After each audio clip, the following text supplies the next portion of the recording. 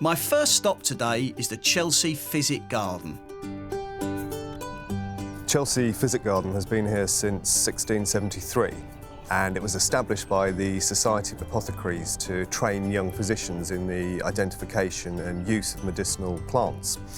And one of the first physicians to train here was Sir Hans Sloane, who went off and made his fortune, returned to London, bought the borough of Chelsea, including the Physic Garden, and decided to rent it back to the apothecaries in perpetuity. And it was written in such a clever way that that agreement still stands to this day. So we still pay a peppercorn rent to his descendant, Lord Cadogan, of £5 a year. Every plant grown in the garden is useful in some way or another, and that's part of the decree laid down by Sir Hans Sloane.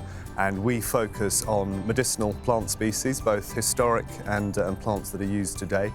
So we've got a useful garden, and that has plants associated with perfumery, with the arts, with dyes, with fabrics, with housing, with science and research, with hygiene and cosmetics, with land restoration. The primary remit of the garden has always been education, so for 340 years it's been focused on teaching people about plants, which we hope to continue to do today.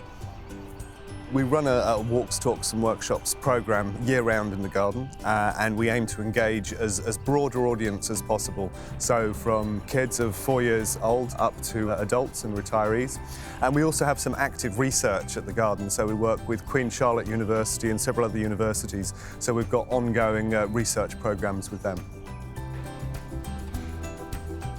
We grow about 5,000 plant species in the garden, and they cover about 210 different countries from around the world.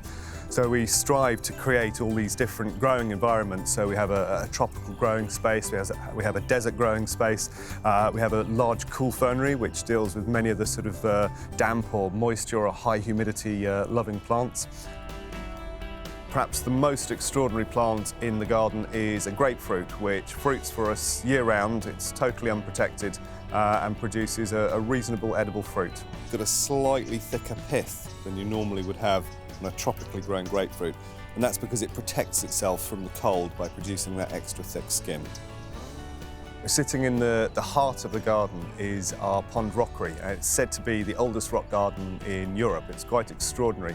And we have a collection of Mediterranean plants growing all the way around it.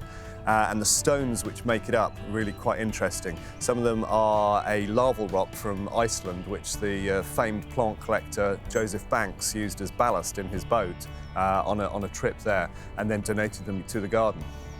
I think perhaps the most extraordinary thing in there, however, is pieces of carved stone from the original Tower of London, so it's quite a special thing.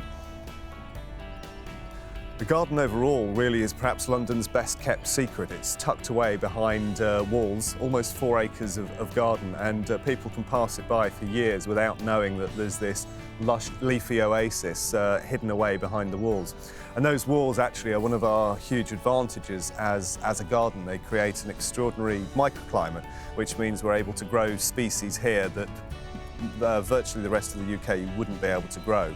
And so we have the advantages of the heat island effect of London, our own walls, the thermals which come up from the river, the fact that the site is south facing and very free draining, and it means we can grow plants from virtually every corner of the world.